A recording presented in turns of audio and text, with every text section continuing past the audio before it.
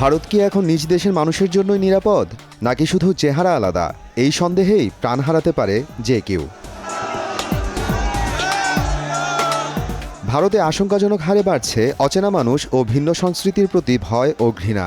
এই ঘৃণার ফলাফলই গণপিটুনিতে মৃত্যু। কেবল চলতি মাসেই ভারতের বিভিন্ন রাজ্যে পিটিয়ে হত্যা করা হয়েছে অন্তত ৩ জনকে। অপরাধ, তাদের দেখে বিদেশি বা বাংলাদেশি সন্দেহ করা হয়েছিল।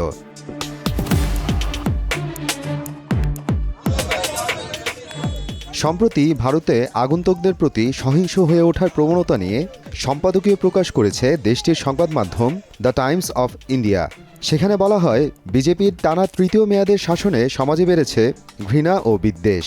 এই বিদ্বেষমূলক মনোভাব এতটাই তীব্র যে আগন্তুকদের প্রতি সহিংস পর্যন্ত হয়ে উঠছেন স্থানীয়রা। বেশিরভাগ ক্ষেত্রেই ঘটছে গণপিটুনির মতো ঘটনা।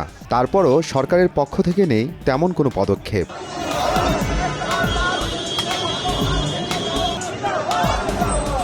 জানা যায়, উত্তরাখণ্ডের দেরাদুনে ২৪ বছর বয়সী এক MBA শিক্ষার্থীকে ছুরিকাঘাতে হত্যা করা হয়। গত ১ বছর ধরে সেখানে থাকতেন তিনি। বিভিন্ন সময় তাকে নিয়ে বর্ণবিদ্বেষী মন্তব্য করা হলেও চুপ ছিলেন। তবুও শেষ রক্ষা হয়নি। এ মাসেই আরও ২ পরিযায়ী শ্রমিক নিহত হন গণপিটুনিতে। একজন উড়িষ্যায়, আরেকজন ছত্তিশগড়ে। দুজনই ছিলেন বাঙালি। তবে তাদের উপর মব চালানো হয়েছিল বাংলাদেশি বলে, যদিও তারা কেউই বাংলাদেশি নন। এই ঘটনাগুলো দেখাচ্ছে ভারতে পরিযায়ী শ্রমিকরা রয়েছে এখন বড় ঝুঁকিতে।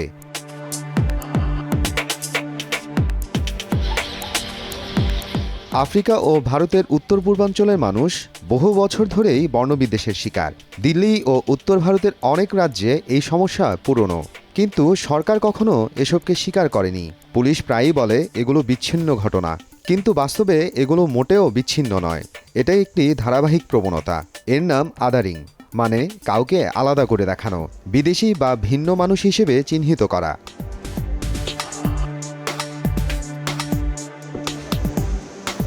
ভারতীয় শিক্ষার্থীরাই এখন বিদেশে বর্ণবিদ্বেষের শিকার, বিশেষ করে ট্রাম্পের আমেরিকায়।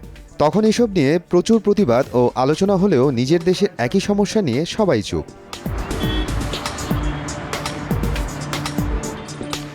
ভারত সরকারের national institution for transforming India বলছে, ২০৩০ সালের মধ্যে ১ লাখ বিদেশি শিক্ষার্থী ভারতে পড়তে আসবে। কিন্তু প্রশ্ন হলো, তাদের নিরাপত্তা কি নিশ্চিত? উত্তর পূর্ব ভারতের মানুষ অনেকদিন ধরেই বলছেন তারা নিজের দেশেই আলাদা হয়ে যাচ্ছেন। এই পরিস্থিতি চলতে থাকলে রাজনৈতিক প্রতিক্রিয়া অনিবার্য।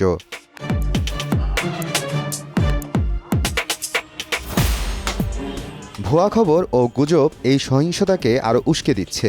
অবৈধ অনুপ্রবেশকারী, এই শব্দটা যেন আগুনে ঘি ঢালছে।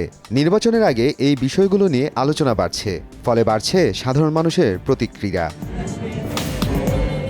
বিশ্লেষকরা বলছেন, এই ঘৃণার রাজনীতি এখনই থামাতে হবে। আদারিং একটি ধীরে ধীরে ছড়ানো মারাত্মক বিষ। এখনই এটি থামানো না গেলে হয়ে যাবে বড় বিপদ। সরকার শক্ত পদক্ষেপ না নিলে পরিস্থিতি হয়ে উঠবে আরও ভয়াবহ।